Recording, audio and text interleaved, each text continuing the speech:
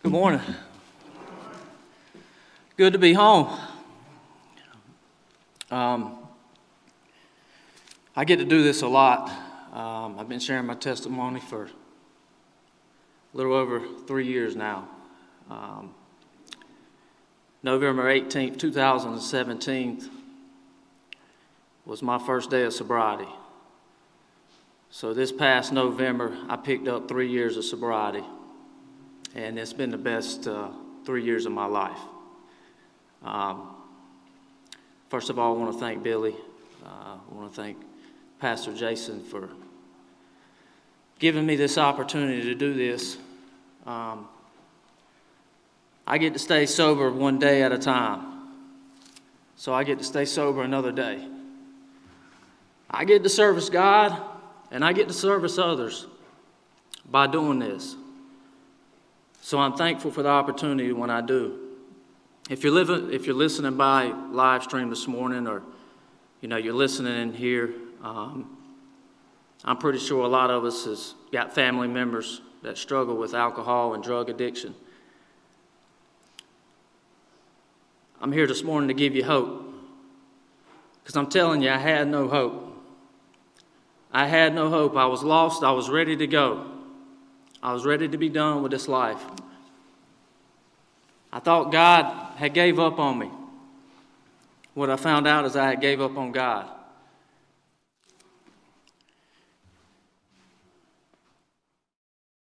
Robert Dale, I'm free this morning. Come on now. Let's wake up this morning. I'm free, Robert Dale. I'm free from drug and alcohol addiction.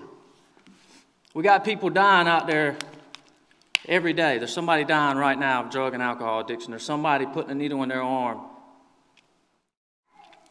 and they just took their last breath at this minute. If you go back and look at some of my testimonies over the last month or so, it seems like every time I get up to speak, I talk about somebody that week that's lost their life.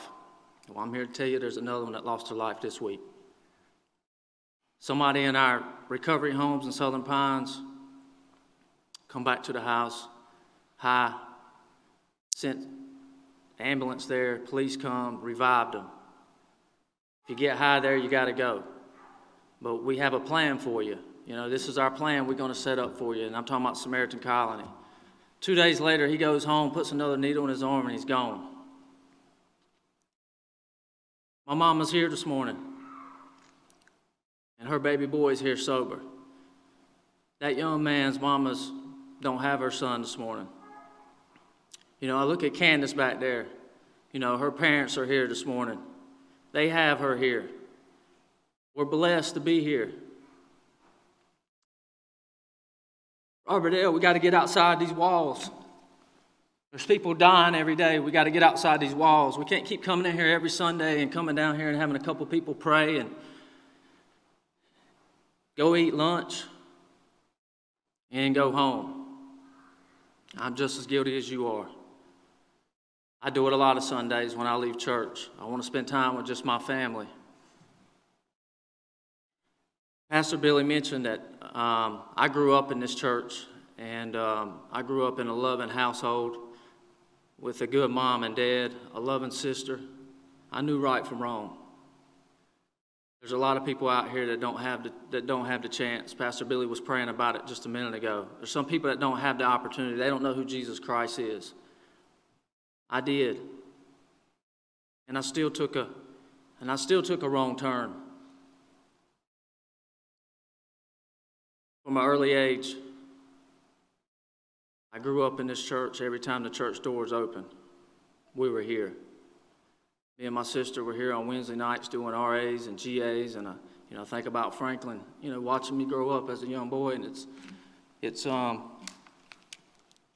bittersweet to be here this morning, because when I always start my story off, I talk about this time, but I'm home this morning. A lot of you has lived it. A lot of you have seen it, seen me grow, and seen the struggles that I've been through, and but I was raised right here in this church, and I had a lot of good influence in my life. And I didn't have to worry about coming home to my mom and daddy fighting. I don't remember alcohol being in our refrigerator. I don't remember none of that. I didn't have that in my life. I had peace in my life. Anything that me and my sister wanted, I had. I started off from a young age playing sports. It's a lot of my story. And I'll tell you how it kind of went sideways in my story when I started getting off the path. But from early age, my dad didn't take me hunting. He didn't take me fishing. He put me on a ball field. That's what I knew from an early age. And I knew God had blessed me, from an early age. I picked it up very well. I was, sports just come easy to me, and I loved it. That's all I did. That's all I thought about. And, at this time, from 5 to, let's just say, 11 years old, that's how my life was. We were in church. We were here. We were really involved. We were, I think about Jack Lee this morning, and, I think about, the structure and the leadership that he gave me as a young man, and he was leading me on the right path. And but that's how it was, just playing sports and growing up here. And I'm gonna jump right on into it. At 12 years old, I started playing traveling baseball. I started playing traveling baseball, and I loved it. I don't never want to take those years away. But what happened was we started, traveling on weekends, and we started playing every Sunday. And I seen our family go from being church on Sunday mornings to Sunday nights to Wednesdays, every Wednesday night being here. And what we did, and as I go this morning, you'll see my value list change. You'll see at the top what my values were. Loving parents at first, in church all the time. Sports is right under that. But as these years go, you'll see it just starts to change. And it starts to change from what's important at the top, down. And so we're, traveling, playing on this baseball team, and we get away from church. We get away from, what I've always known for the first 11 years of my life. And at the age of 12, right over here in Robberdale, I took my first drug. And about the same year, I took my first drink at the age of 12 or 13. And I remember when I did it, I hated the taste of it. But I loved the way it made me feel. At that time, I didn't realize what I was fixing to go, or the path I was fixing to go down, but I loved the way it made me feel. It made me feel different. It made me come out and be able to talk to people, do things. And remember right then, that's all I could think about. So instead of thinking about all the positive things that's going on in my life, which was sports, church, and parents, all I could think about from that point was how was I going to get my next fix? Because I loved the way it made me feel. I didn't realize, what it was going to be doing to me. So that's how it was. From 12, 13, 14, 15, I got into deeper drugs. And we're talking about at an early age. I'm not going to get into details this morning exactly what drug it is. But I can tell you I was going into some bad parts of Richmond County at the age of 15, walking into bad parts of Richmond County and getting what I needed to. So I'm into high school, and that's kind of how my life was I say 16, I was getting high every day before school, and every day after school. And, at this time, I'm still playing sports. And I'm still, playing baseball and basketball at Richmond Senior High, and soccer. And a lot of people from the outside looking in just didn't realize, what, and a lot of them's in here. Because, of course, we were still in church and, still coming, pretty regular on Sundays. But, I was hiding these demons at an early age right then in high school. And I was doing a lot of partying on the weekends, a lot of drinking with friends. At the age of 16, I got my first drug charge. at the age of 17, I got my first DUI. Thank God for Amy Wilson. She's sitting in here this morning. You know, her and God working in my life. You know, there was a lot of things that, you know, she helped me with along the way. A lot of legal problems that, you know, I just thought about her as she walking in. You know, she's part of this journey too.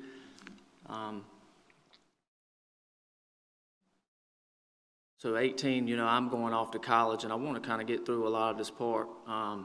You know, 18, 19, that's kind of how my life is. You know, I'm smoking marijuana every day, and I'm drinking, and I feel like I have it all together, you know. Popular in high school, have a lot of friends. Leaving high school, I get a baseball scholarship to go play college baseball, and so I go off to Kinston, North Carolina, and hey man, I still did a lot of the same things, you know, off the field there, and it even got worse. But what was happening, I was just really blessed that God had blessed me to play sports, you know, and you know, I had a chance to go play pro ball coming out of junior college, and you know, had scouts looking at me. So from the outside in, my family and everybody, you know, looking was like, man, he's got it all together. You know, he's good. And I knew my parents knew what was going on in my life at the time. You know, I know that they, you know, did, you know, that they knew that I had done a couple things, you know, doing the things that I was doing for as, you know, my drug and alcohol activity. And, hey, but man, I think we all turned a blinded eye to it, you know. And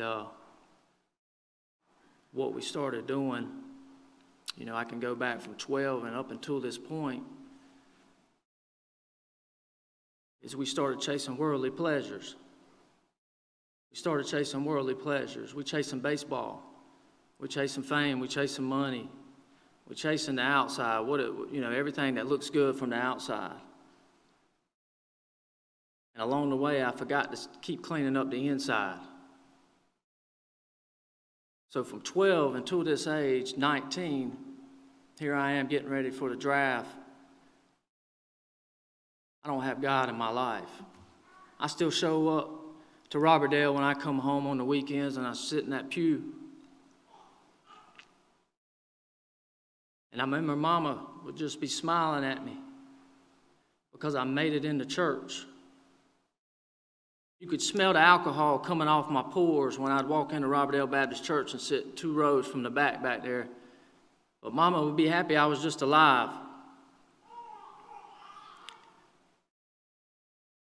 But what we were doing, or what I was doing, is I was chasing worldly pleasures. That's what I was doing.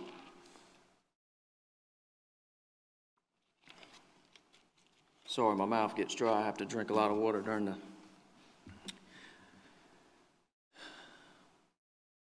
But back to the draft day.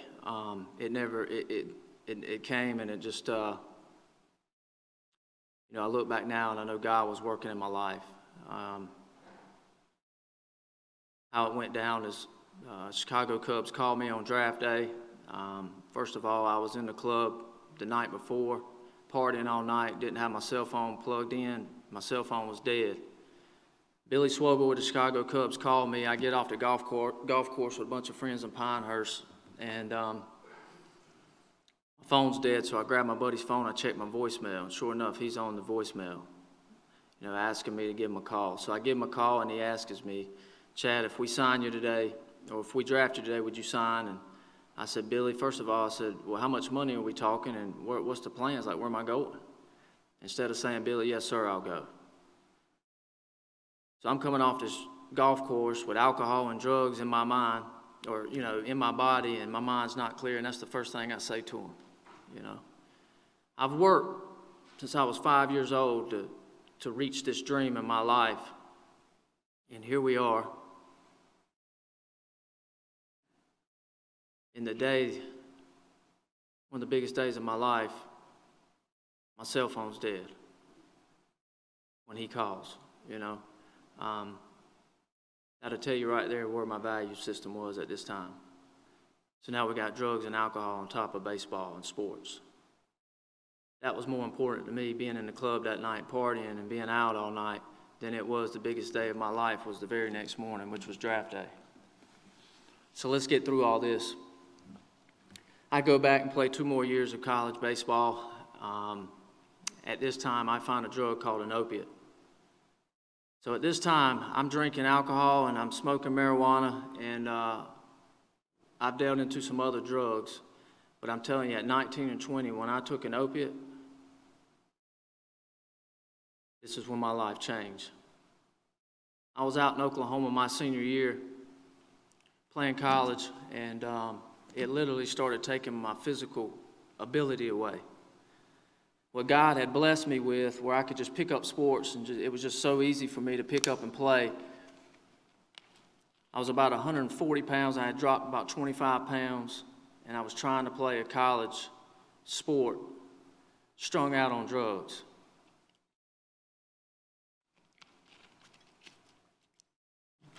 I come back home after my senior year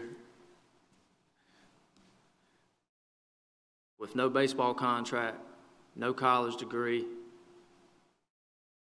and didn't know where my life was headed. 21, I get another DUI. It's my second DUI. I stayed in jail probably 3 or 4 different times out in Oklahoma, just being locked up, roommates being mad, wanting to kick me out, just doing crazy things out there. You know, this is where my life was. So here I am back in Richmond County with none of this at 21. And what am I going to do? I'm going to get a job. You know, that's what I saw my mom and dad do their whole life. They get a job and they go to work, you know. They make a living for me and my sister. And well, I brought my drug addiction home. You know, that's what I thought, you know, many times, you know, and this is going to be part of my story here in the, you know, all my 20s. I can't even remember my 20s. But all I want to do is change different locations. I wanted to go to Oklahoma. I wanted to go to Raleigh and live with my sister. That'll change me. But I never had a relationship with Jesus Christ. I never had a relationship with Jesus Christ. Like, I'm taking Chad and I'm taking this addiction everywhere I go. I want to do it for Mama. I want to do it for Daddy. I want to do it for my sister. I want to do it for everybody around me. I tried so many times, and I'm talking about my 20s here, from 22 to just say 30 years old. I want to do it for everybody else.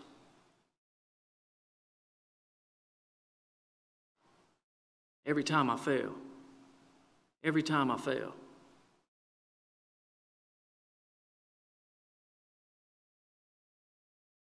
I was in and out of jobs. I was failing drug tests. I was breaking into family members' homes. I was pawning my mama's wedding ring.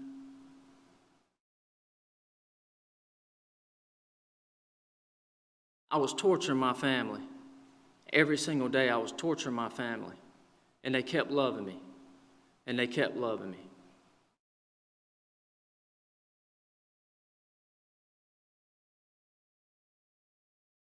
I'm talking about a third DUI getting locked up again, an SBI agent coming to the door from things that I was doing at a job. I stayed in court from the age of 17 to probably 29 years old. I stayed in court.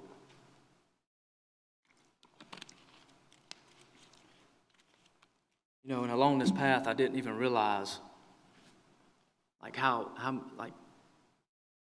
I literally was in court almost every single year from 17 to 30 years old. Most people are scared when they walk into a courthouse, especially if they got a charge. I was so used to it, it was just another day. That's how my life was. It was just another week. It's court week. If it wasn't from charges, it was from child support. So about 22 or 23, I met my wife.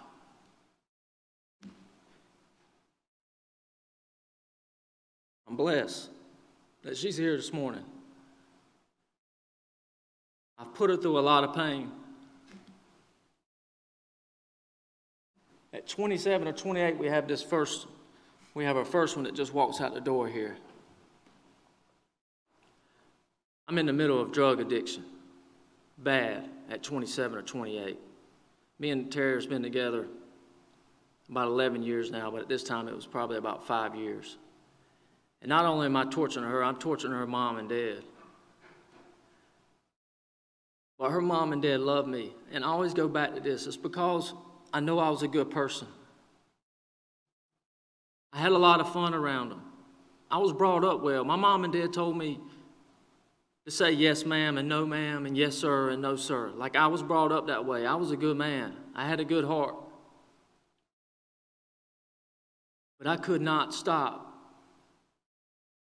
the mental obsession of drug addiction and alcohol addiction. I could not stop it. So at 27 years old, Tara comes to me and says she's pregnant.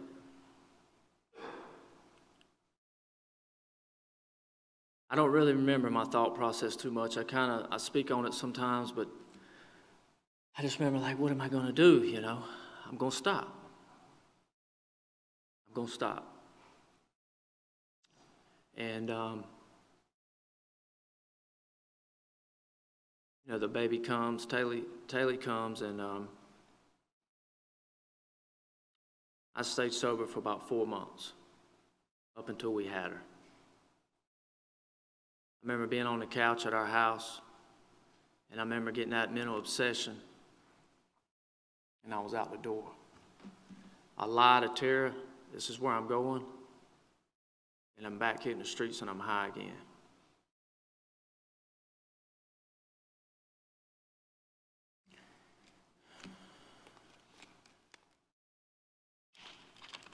About the same time,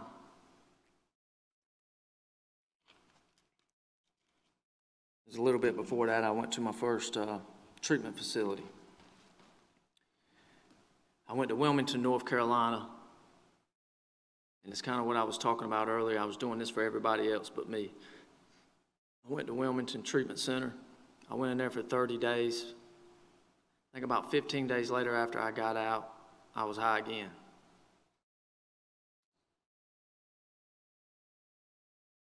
I wanted to change. I did. You know, I got a little girl that's, you know, about to grow up without her father. That ain't how I grew up.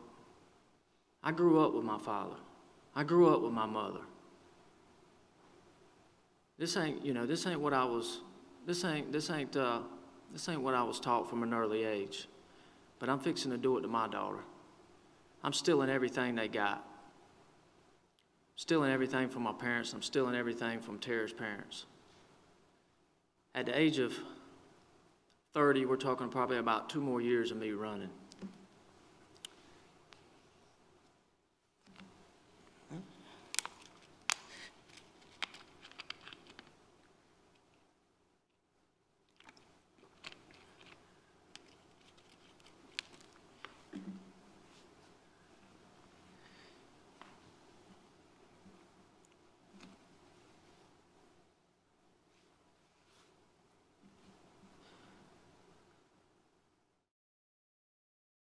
God sends an angel to me. I'm broken, I'm beat. I'm white as that wall, and I'm probably 130 or 40 pounds. I ain't had a cell phone in probably 3 or 4 years of my life. And at this time, this is, you know, 2000s, everybody's got cell phones. I remember having the house phone beside my bed. And I remember calling Tara. She didn't, at this time, there was no, like, you coming over to the house, but I'd still call and put them to bed at night. And I'm at my parents' house. Here I am, think about it, 30 years old.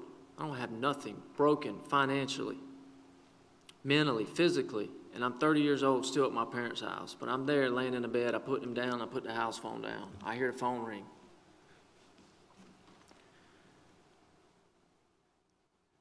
I picked the phone up, and I looked at it, and it said Sonia Mongero. And I put it down. I knew who it was. It was my high school coach. I didn't want to talk to him. I was too ashamed. At this time in my life, I didn't hardly go nowhere. I wouldn't go out in public. All I would do was go to the dope man's house and come back home. And that's where I'd be. My mama bust through my bedroom door, and she said, "Chad, pick up the phone. Coach is calling you." So, of course, I wake up and act like I didn't see it. I actually seen it and flipped it over, so I picked it back up, and Coach is on the other line. He said, "Hey, man, just calling, just checking in with you. You know, how's everything going?" Probably for the first time in my life, man, I said, "Coach," to somebody like this, I said, "It ain't good. I ain't doing good. And I'm going to be honest with you, I don't know what to do." He said, "Well, man," he said, "that's why I'm calling you." He said, "I got Brandon Lewis. He's here visiting me. He asked me about you. You remember Brandon Lewis?" I said, "Man, no, not really." And he said, "Yeah, y'all played." He actually helped coach with me probably about 10 years ago. And then it hit me. You know, I remember Brandon. I remember him being an assistant coach. And long story short, he said he struggled with drug addiction, and he wants to reach out to you. So me and Brandon talked the next day, and I went and visited him. We went and visited Coach, spent a little time together, and he introduced me to Samaritan Colony,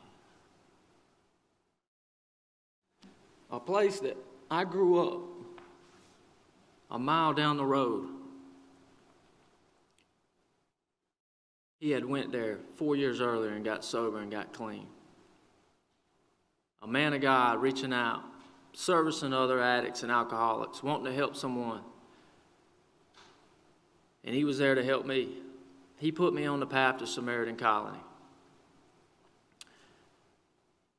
I went to Samaritan Colony for the first time, and I say the first time because I had to go there twice. That's just what kind of addict you're dealing with here. I went there, and they taught me the 12 steps of Alcoholics Anonymous. They started putting me on a path and a plan of the 12 steps of Alcoholics Anonymous. And from people that, you know, that's in the church today that may not understand it, it's as simple as having a relationship with God. That's what the 12 steps are there for. But it's broken down for an addict like me to tell me that I'm selfish and I'm self-centered. It's been about me my whole life. What about others, Chad? That's what they told me. You've been thinking about you for all these years. You're thinking about how you can get high, who you can steal from, what you can do. What we're going to do is we're going to start thinking about others. So that's what they did for 30 days. I tell you, I went there and I was serious. I was serious about staying sober. I left there, they put me in a halfway house. And I moved to Southern Pines, and I started doing what everybody else was doing around me. I started going to meetings. I started going to church. I started living by spiritual principles.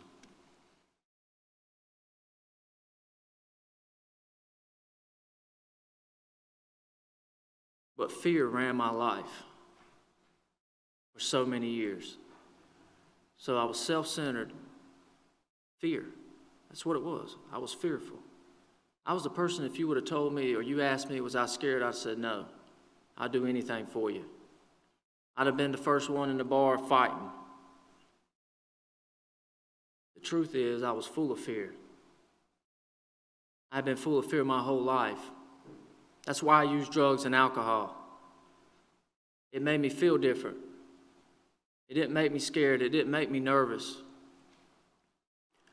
So I'm up here at this halfway house, and I don't like to do things like this. I don't like to get up in front of people. I don't like to share my stories, and that's what Alcoholics Anonymous is going to do to you. They're going to push you in front of people. They're going to make you walk through that fear. You're going to have to speak in meetings. You're going to have to do things like this if you want to help another alcoholic or another drug addict. That's what you're going to have to do. And I was full of fear. I was scared. I don't like getting up in front of people. And a few months later, I was high again, kicked out of the halfway house. Here I come back home to Mom and Daddy's.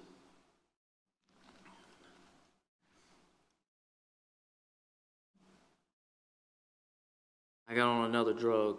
I ain't gonna go in details, but it was a drug that I never said I'd do. I was going on week benders, not sleeping for 2 or 3 days. And that's exactly what happened the last day that I ever used. God was working in my life. I was running in East Rockingham. Come home to Mom and Daddy's, and 2 o'clock in the morning, and just being loud, wake them up. Anyways, long story short, Mama calls the sheriff's department, and they come in, and I'm in a blackout. I don't even know where I'm at. And there's a little more to the story, but it scared my mama half to death, and my sister. They were both there. They hauled me to Richmond Memorial. They actually handcuffed me and hogtied me and took me out of there because I wasn't going. I didn't want to go. I didn't know what else to do. I didn't want to live no more. I didn't want no more help. At this time in my life, this was going to be it. This is how I was going to go. I'm just going to keep using drugs and alcohol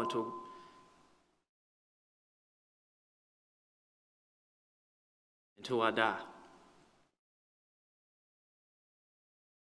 They took me to Richmond Memorial Hospital, and then took me to Moore County and put me in a detox. They didn't put me in a detox, they actually put me on the crazy floor. That's how out of it I was. Detox is on the 2nd floor, mentally ill patients on the 3rd floor. That's where I was. About 2 days later, they found out I was a mental patient, and they sent me home. So here I go. I call my family again. My sister picks me up.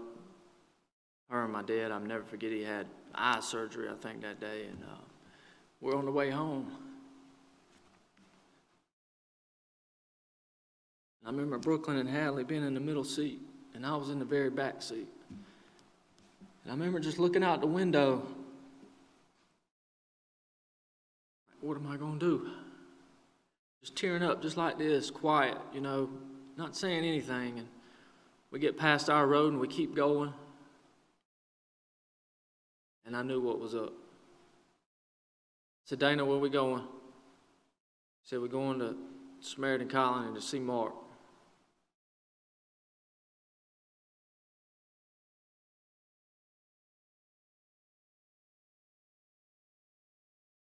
We went down there to see him.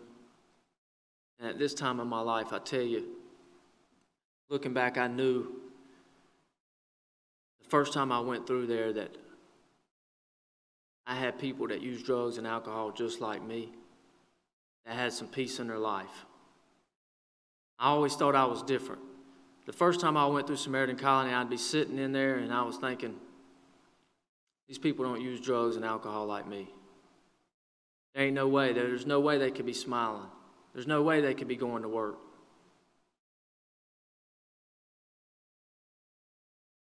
I ended up going there for the 2nd time. But before that, we left there.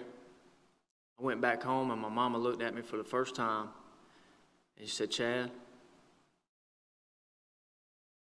you can't stay here no more. It's time to go. My sister was dealing with a lot. She's at home with 2 kids. My wife's over here in Robberdale with my 2-year-old that I don't even know if I've called and checked in a month. Said, you get some help? But you got to go. But you can't stay here no more. I remember me and my sister was in my bedroom that night, and I was just crying, and I was telling her, I said, Dana, this is a long process. I don't know if I got it anymore. I mean, this is my 3rd treatment facility. I don't know if I got this in me anymore. But I made a decision that night to do it. I called Mark at Samaritan Colony, and I told him, I'm ready.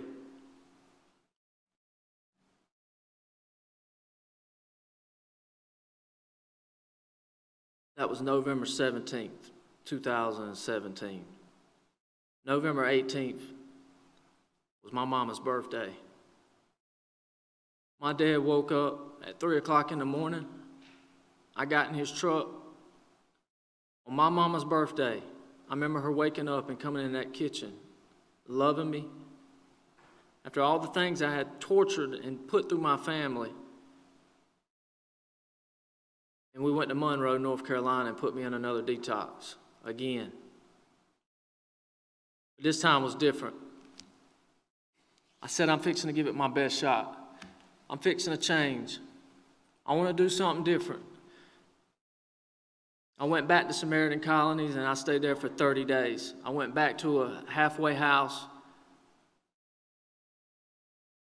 and I spent a year at a halfway house. And what I did was I started taking one day at a time.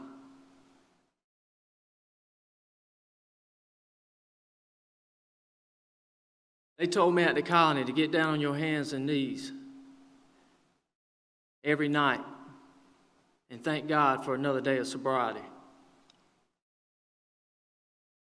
and ask for His will to be done. I had prayed. I'd done foxhole prayers. I grew up in church. I knew what it was. But I had never got down on my hands and knees and started praying. And I can tell you, my wife knows every night I get on my hands and knees to this day, and I thank God for another day of sobriety. My daughter knows that I have a relationship with Jesus Christ. She watches me pray. But at this time of my life, I had to rebuild my relationship with Tara. And I had tortured her. I had put them through so much. Not only them, my family, my parents, my sister. I got a sponsor. My sponsor told me we ain't going to make an amends. It's part of the steps. It's the 9 steps. It's the 9th step in the 12 steps. When we get to that part, we ain't making amends. We've been making amends our whole life. What we're going to do is we're going to live different. We're going to do living amends. We ain't fixing to go and apologize to nobody at 6 months sober or 9 months sober. We're going to take one day at a time, and we're going to walk through these steps, and we're going to have a relationship with God. That's what we're going to do. We're going to live these spiritual principles.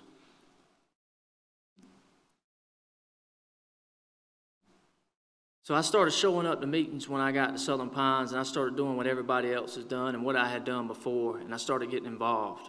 I started walking through this fear. I started doing what God would want me to do instead of turning His back on Him and letting fear drive me away from certain situations. I started thinking about others. And slowly but surely, my wife started coming around. Slowly but surely, my parents started coming around.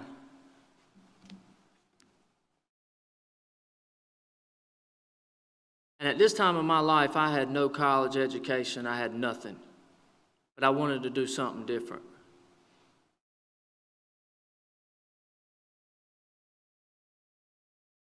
So about 7 months sober, I'm up there and I say, man, I'm going to do something different. I'm going to get my insurance license. I'm not going to get into the story, but that's kind of what my sister was doing. And, of course, all you know, my brother-in-law, and I'm blessed to be able to work with him today. I'm grateful for that opportunity.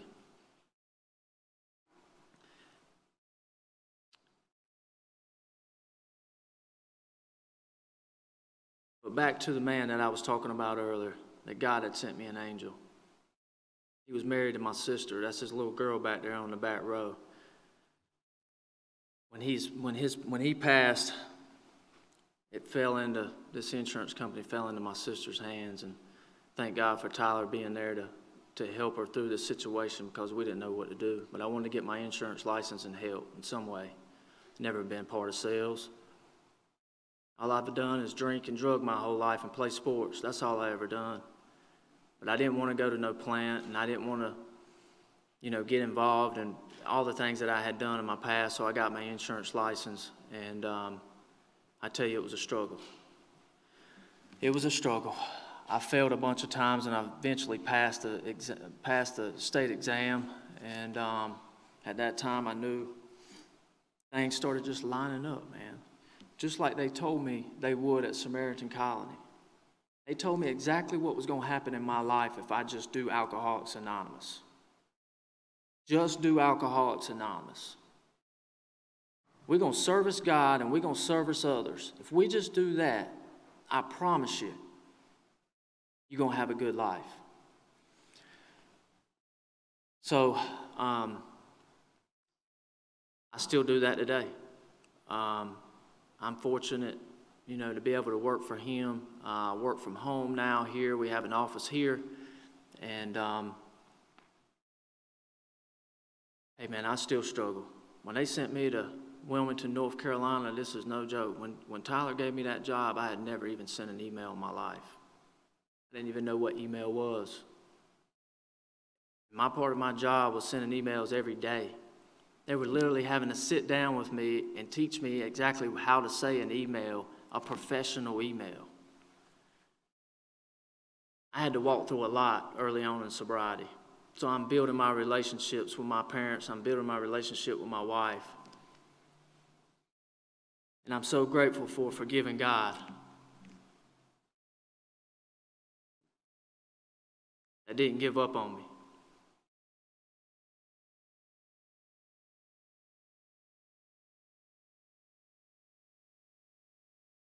For the last 3 years of my life, I just been growing, spiritually growing.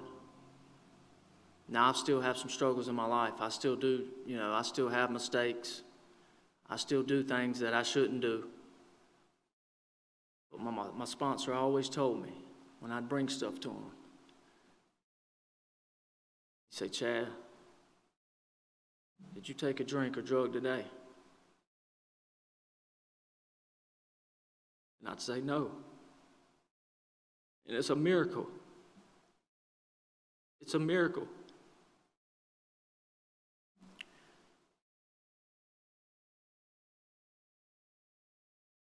I got to get up tomorrow morning, I got to do the same thing that I done this morning.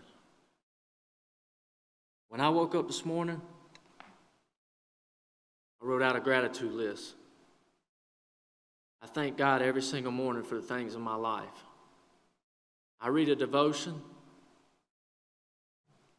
I may listen to a sermon. Some mornings I may be there 15 minutes. Some mornings I may be there 30 minutes. And then I'm getting ready for work, or whatever it is I'm doing that day. But Samaritan Colony taught me those things. I'm so grateful for that place and the men that they have there. They put me on a path of peace. They put me on a path of hope that I can give somebody else. They told me to share my story, share my testimony, do things like this. There's somebody struggling out there this morning. There's somebody that needs to hear this. But I'm here to tell you, you can't do it for them. You got somebody, a family member this morning, if you know somebody that's struggling with this disease, all you can do is keep praying for them. That's all you can do. You can't do anything.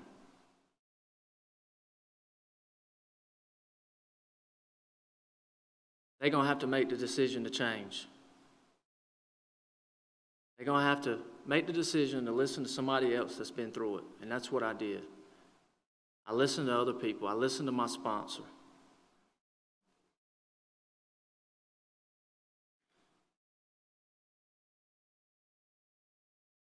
Me and Terry has been fortunate enough.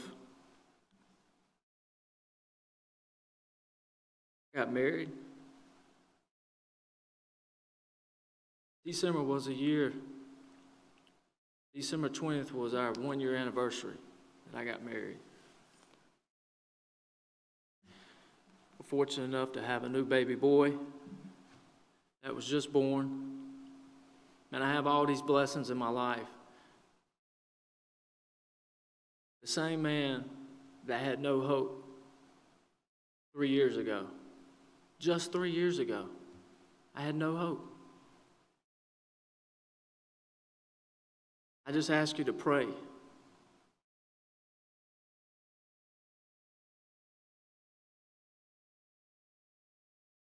But not just the alcoholics and the drug addicts. There's somebody in this church today, this morning, that's struggling.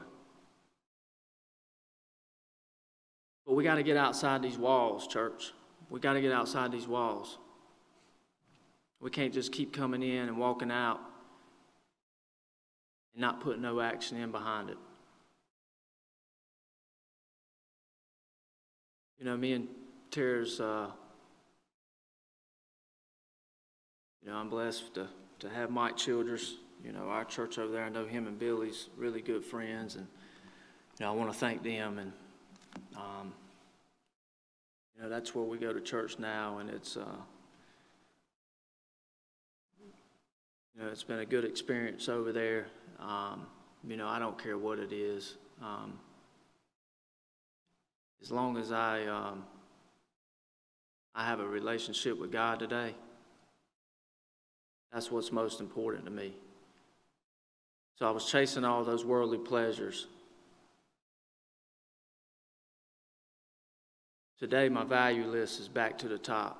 God's first and foremost in my life. It comes before my wife. It comes before my mom and my daddy. It comes before my kids. Not only God comes before all those Alcoholics Anonymous come before them. I have to go to meetings. And I go to church on a regular basis. That's why I have the life I have. That's why I have my wife in my life. That's why I have my parents in my life. That's why I have my sister and my brother-in-law. And, my kids in my life today is because of a relationship with God. And I have to do those things before them. I have to. It's a Tuesday night. Terry, I'm headed to a meeting. She knows where I'm going every Tuesday night. It used to be twice a week, and then we'd be in church on Wednesday and Sunday. Unfortunate with the pandemic and a newborn, I'm down to every Tuesday night, I'm at Samaritan Colony. I get peace and happiness being there. Seeing these men struggle, but giving them some hope when I'm there. Just talking to them, spending time with them, bringing something, buying something for them, just bringing them there. A lot of these men didn't have parents like me. Like they don't have a chance. Back to what we were talking about in the beginning, they don't even have a chance. Like they don't even know what a relationship with Jesus Christ is. They don't even know how to begin.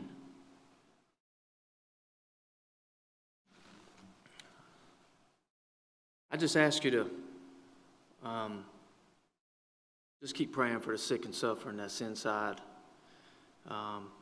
that's out here, and the families that are struggling, with this terrible disease. There is hope for them. I'm a living testimony of that. I think of Candace back there. Man, what an awesome testimony. Watching her, what she's been through and where she's at today. And, our two moms is going to go home with both of us this morning. That might not be the same for somebody today. But we've got to reach out to these lost. I'm going to turn it over to Pastor Billy. Thank y'all for letting me share.